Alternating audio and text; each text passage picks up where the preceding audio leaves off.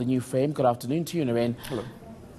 How important an anniversary is this that we're marking today? Well, I suppose it becomes more important if you consider the kind of storm swirling around South African journalism at the moment, in terms of credibility, in terms of what we are writing about and who we are covering, who we trust as our sources. So, yeah, it is a very important anniversary. It brings us back to something that you've been doing, I understand, over the last 24 hours. Yeah. You delivered a lecture Yes. reflecting on the state of the South African media industry in present-day South Africa. Are we doing as well as we should be as a media? Yeah, so yesterday I delivered the Ruth First lecture at Wits University. I mean, mine is a pretty pessimistic outlook. But I think, I mean, there are pockets of really great journalism that exist in this country, while at the same time there are lots of stresses and pressures that journalists have to navigate, including kind of, emaciated newsrooms, and the lack of transformation, I think, like higher up in terms of management and even ownership, and also struggling with what I've been calling toxic ownership.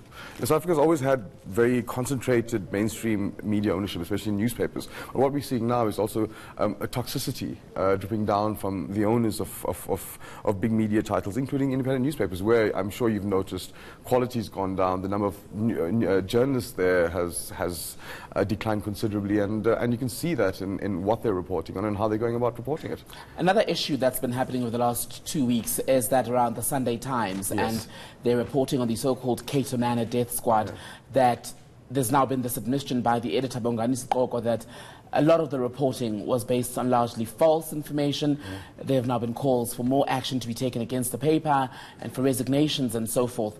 And you have to wonder if such a development then gives credence to calls by some for tougher government regulation of the media because of fake news and inaccurate and biased reporting. Yeah. Look, I mean, I think one should always be very concerned if the state is going to intervene too much in journalism. I mean, we rightly consider the fourth estate in how democracies are structured, and we do need a level of of autonomy away from state interference and intervention. But at the same time, I do believe that South African journalism has not really atoned for its history of collusion with power, whether it was the apartheid state with the Afrikaans press, or whether it was colluding with white capital, the mining companies that owned a lot of the major mainstream English-speaking newspapers in the country. And perhaps rather than a commission of inquiry, we as journalists should figure on a new mechanism of introspection, which will allow us a safe space to really admit to what we have and have not done, and perhaps look forward towards like new futures which have more integrity.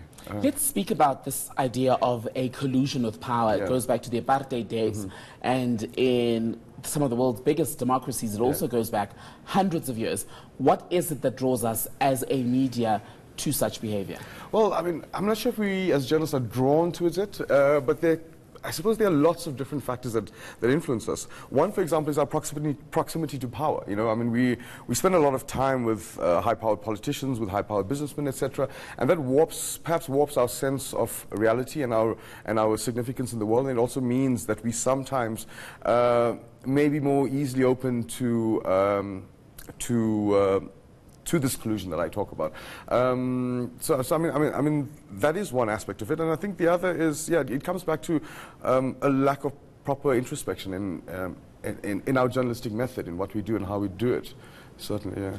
Are we a media that is capable of honestly holding a mirror up to itself and fessing up to the occasions when we do make mistakes, to the occasions where, in the case of the Sunday Times, where you find an admission by one of the country's most popular weekly papers that they were indeed used? Yeah. Look, I think it's an important thing that Bongani's done. And, I mean, we've got to also understand that journalists, we kind of move between worlds. We meet a lot of different people from very different backgrounds, whether it's apartheid-era cops who may have information that we want to use, to politicians who have agendas. And our job is to really balance and interrogate the agendas of those sources, and then try and figure out how to corroborate what they're saying with other independent sources. And that's it's a basic journalistic tool, which sometimes may get lost in the rush to publish, in the rush for clickbait. I mean, it is one of the maladies that I suppose is not just peculiar to South Africa, but to the rest of the world. Let me ask you this then. Yeah. Do you think it's time that the South African media did what is done in the States, where news channels, newspapers nail their political colors to the mast and say, listen, we are pro-Democrats, pro-Republicans. Should we have a media in South Africa where a channel can say we are pro-EFF, we are pro-ANC, or we are pro-DA, or the ACDP, or whatever other party? Well, I suppose the New Age did that, didn't they? I mean, they kind of... but that didn't go down well.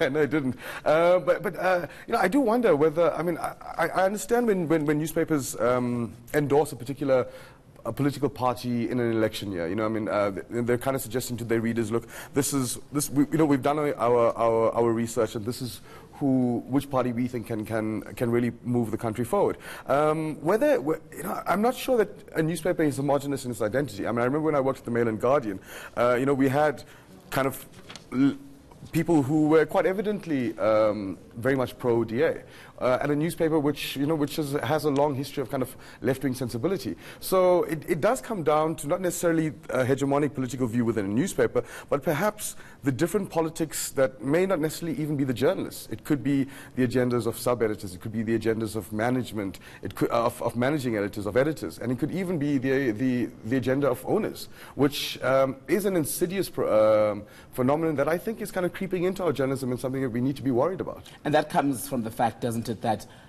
we are human outside the newsroom and we carry biases with us. Yeah. So why not then just be honest and say, look, even when we hire, if Naren is coming in, it is precisely because he holds a view that is aligned with that of the paper or the news channel. Sure. No, I think one should be honest about us, and certainly be honest and mindful of our subjectivities, you know, because we need to be guided, because as journalists I think sometimes we need to break ourselves down to ensure that our subjectivities don't override what our basic job is, which is to report on other people's stories.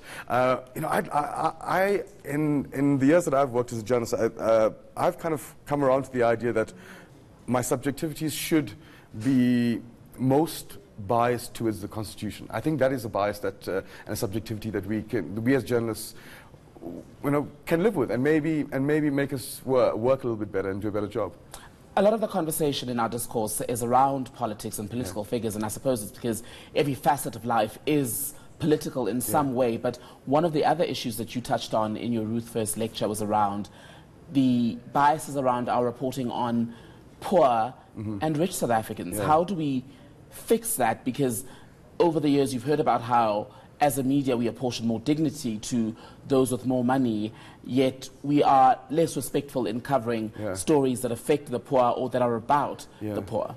Look, I mean, that's something that I think we're still grappling with. I remember 20 years ago when I started as a journalist, editors would tell me, no, we don't want to cover that story because those poor people don't buy our newspaper, you know. And it's something that I found offensive from that time, and I still do now.